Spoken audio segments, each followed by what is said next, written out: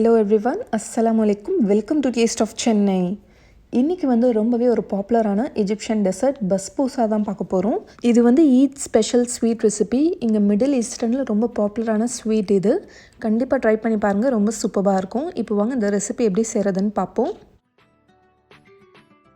இப்போ இதுக்கு இன்க்ரீடியன்ஸ் பார்த்தீங்கன்னா 2 முட்டை எடுத்திருக்கேன். முட்டை இதுக்கு ஆப்ஷனல் தான்.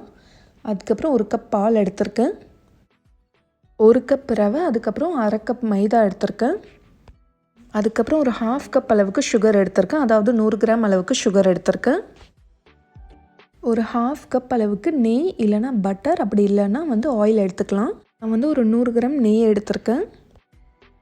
அதுக்கப்புறம் ஒரு 1/2 கப் அளவுக்கு நான் டெசிகேட்டட் கோகோனட் எடுத்திருக்கேன், அதாவது ட்ரை கோகோனட். இது இல்லைன்னா நீங்கள் ஸ்கிப் பண்ணிக்கலாம். 1/4 கப் அளவுக்கு தயிர் எடுத்திருக்கேன். உங்களுக்கு தயிர் சேர்க்க விருப்பம் இல்லைன்னா நீங்கள் ஸ்கிப் பண்ணிடுங்க.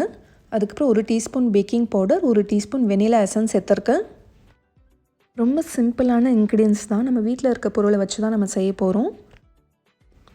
நீங்கள் ஒரு விஸ்க் யூஸ் பண்ணி கூட இந்த எக்ஸ் நீங்கள் பீட் பண்ணிக்கலாம். இப்போ இதை ஒரு 2 மினிட்ஸ்க்கு நல்லா பிளெண்ட் பண்ணிக்கோங்க. நீங்கள் முட்டையை ஸ்கிப் பண்ணுறதா இருந்தால் தயிர் ஒரு 1/2 கப் அளவுக்கு எடுத்துக்கோங்க. தயிர் கொஞ்சம் அதிகமாக எடுத்துக்கணும். இந்த மாதிரி முட்டையை நல்லா பிளெண்ட் பண்ணதுக்கப்புறமா இப்போ நம்ம எடுத்து வச்சுருக்க சுகரை சேர்த்துக்கலாம். சுகர் நான் கொஞ்சம் கம்மியாக தான் சேர்த்துருக்கேன். ஏன்னு கேட்டிங்கன்னா ஃபைனலாக நம்ம கேக்கில் சுகர் சிரப் போட்டு தான் இதை சர்வ் பண்ணுவோம். ஸோ இப்போவே நம்ம அதிகமாக போட்டோன்னா அதுக்கப்புறம் ரொம்ப திகட்டுற மாதிரி இருக்கும். அதனால தான் நான் கம்மியாக போட்டிருக்கேன். இப்போ சுகர் நல்லா கரையிற வரைக்கும் இதை நல்லா பிளெண்ட் பண்ணிக்கலாம்.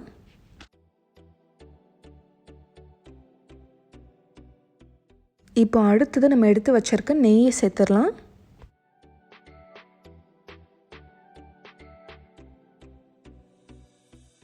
திரும்ப 1 நிமிஷத்துக்கு இது நல்லா மிக்ஸ் பண்ணிக்கோங்க. இப்போ அடுத்தது நம்ம எடுத்து வச்சிருக்க தயிரை சேர்த்துக்கலாம். இதையும் 1 நிமிஷத்துக்கு நல்லா பிளெண்ட் பண்ணிக்கோங்க.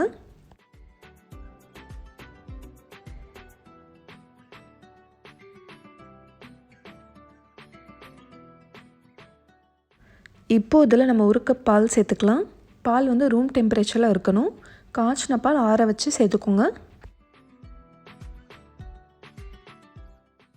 வெண்ணிலா எசன்ஸையும் சேர்த்துடலாம்.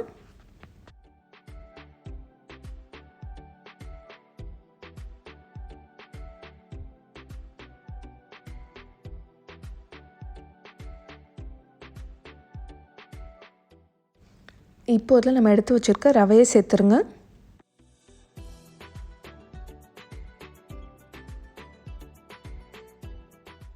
அடுத்தது நம்ம மைதா மாவை சலிச்சு சேர்த்துக்கலாம். மைதா மாவு சேர்க்கணுன்ட்டு அவசியம் இல்லை. நீங்கள் ஃபுல்லாகவே ரவையை வச்சு கூட செய்யலாம். வெறும் ரவை மட்டும் யூஸ் பண்ணி செய்யணுன்னா நீங்கள் ஃபுல்லாகவே ஒரு 1/2 கப் அளவுக்கு ரவை எடுத்துக்கோங்க. இது கூடவே பேக்கிங் பவுடரும் சேர்த்துக்கோங்க. இப்போ இதில் லம்ஸே இல்லாமல் இதை மிக்ஸ் பண்ணிக்கலாம்.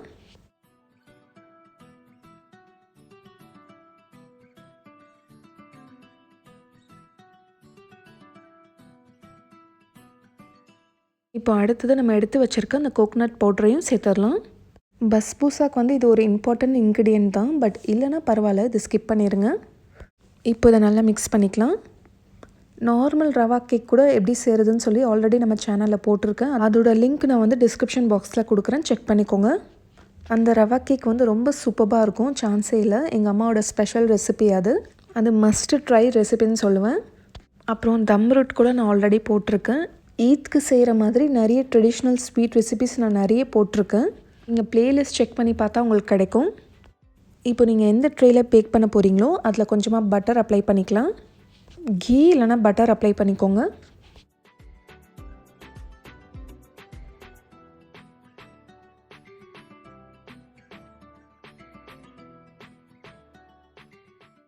இப்போது இதுக்கு மேலே 1 டீஸ்பூன் ரவையை இதுக்கு மேலே தூவிடலாம்.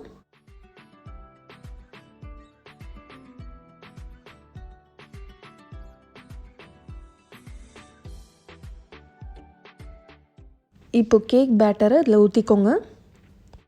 நல்ல பெரிய பேக்கிங் ட்ரேவாக நீங்கள் யூஸ் பண்ணிக்கோங்க. ஏன்னா பஸ்பூசா கேக் மாதிரி ரொம்ப பெருசாக இருக்கக்கூடாது. இது கொஞ்சம் தின் ஸ்லைஸாக தான் இருக்கும்.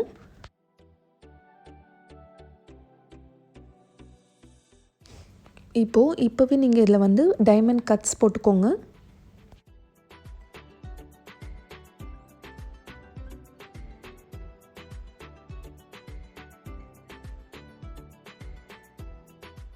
போட்டதுக்கப்புறமா இதுக்கு மேலே நீங்கள் நட்ஸ் வச்சு உங்களுக்கு எப்படி பிடிக்குமோ நீங்கள் அந்த மாதிரி டெக்கரேட் பண்ணிக்கோங்க. பாதாமை நல்லா சுட தண்ணியில் போட்டு அதோட ஸ்கின்லாம் வந்து நான் பீல் பண்ணிட்டேன். இப்போ பாதாம் வச்சு டெக்கரேட் பண்ணிக்கலாம்.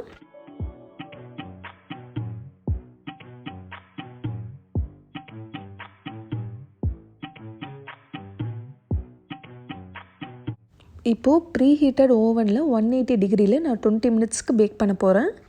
இது பேக் ஆகிறதுக்கு வந்து ரொம்பலாம் டைம் எடுத்துக்காது, சீக்கிரமாகவே பேக் ஆயிரும். உங்ககிட்ட ஓவன் இல்லை ஸ்டவ் டாப்பில் பேக் பண்ணுறதா இருந்தால் நார்மல் ஒரு கடாயில் நீங்கள் உப்பு மணலோ எதுவுமே போட வேணாம், ஜஸ்ட் ஒரு ஸ்டாண்ட் வச்சுட்டு அதுக்கு மேலே நீங்கள் வச்சுருங்க. ஒரு 20 to 25 மினிட்ஸ் பேக் பண்ணி எடுத்தால் போதும். இந்த டைமில் நம்ம சுகர் சிரப் ரெடி பண்ணிக்க போகிறோம். அதுக்கு வந்து ஒரு 1/2 கப் சுகர் எடுத்திருக்கேன். ஒரு 1/2 கப் தண்ணி சேர்த்துக்கோங்க. உங்களுக்கு வந்து சுகர் சிரப் அதிகமாக வேணும்னா நீங்கள் 1 கப் சுகர் 1 கப் தண்ணி சேர்க்கணும். இதுக்கு வந்து ஸ்ட்ரிங் கன்சிஸ்டன்சிலாம் எதுவுமே வேணாம், ஜஸ்ட்டு சுகர் கரையிற வரைக்கும் வெயிட் பண்ணுங்கள்.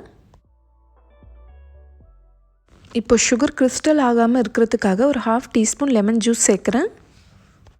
இப்போது இதை நல்லா மிக்ஸ் பண்ணி விட்டுட்டு சுகர் நல்லா கரைஞ்சதுக்கப்புறமா இதை சுவிட்ச் ஆஃப் பண்ணிடலாம்.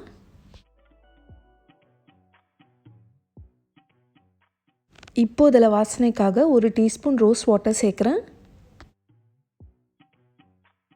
நல்லா மிக்ஸ் பண்ணிக்கோங்க. இப்போ நம்ம சுகர் சிரப் ரெடி ஆயிடுச்சு.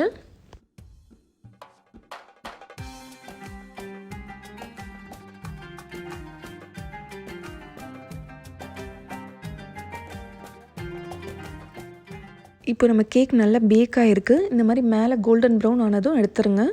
இப்போ ஒரு டூத்பிக் இன்சர்ட் பண்ணி பார்த்தீங்கன்னா உள்ளே உங்களுக்கு நல்லா குக் ஆகிருக்கான்னு தெரியும். இந்த மாதிரி நல்லா க்ளீனாக வரணும். இப்போ திரும்ப இந்த கேக்கில் நம்ம டைமண்ட் கட்ஸ் போட்டுக்கலாம்.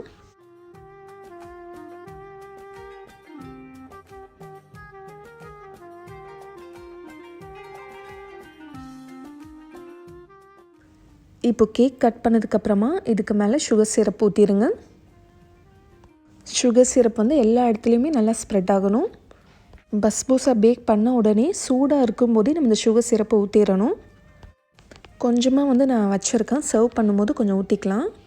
இப்போ இது கொஞ்சம் நேரம் நல்லா சோக் ஆகிறதுக்கு விட்டுருங்க. இது எவ்வளோ சோக் ஆகுதோ அந்த அளவுக்கு உங்களுக்கு நல்லா ஜூஸியாக இருக்கும்.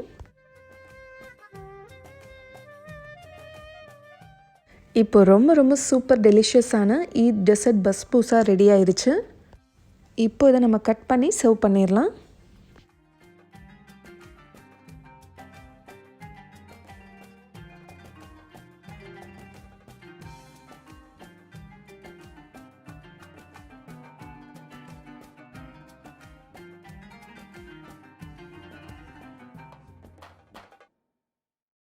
நீங்கள் விருப்பப்பட்டால் இதுக்கு மேலே சுகர் சிரப் போட்டுக்கலாம். ரொம்ப ஸ்வீட் வேணான்னா நீங்கள் வந்து அப்படியே சர்வ் பண்ணலாம். அதுக்கப்புறம் நீங்கள் இஷ்டப்பட்டால் இதுக்கு மேலே ஹெவி க்ரீம் கூட போட்டுக்கலாம். க்ரீமோடு சாப்பிடும்போது ரொம்ப சூப்பராக இருக்கும். இப்போ கட் பண்ணி உள்ள டெக்ஸ்சர் எப்படி இருக்குன்னு பார்ப்போம்.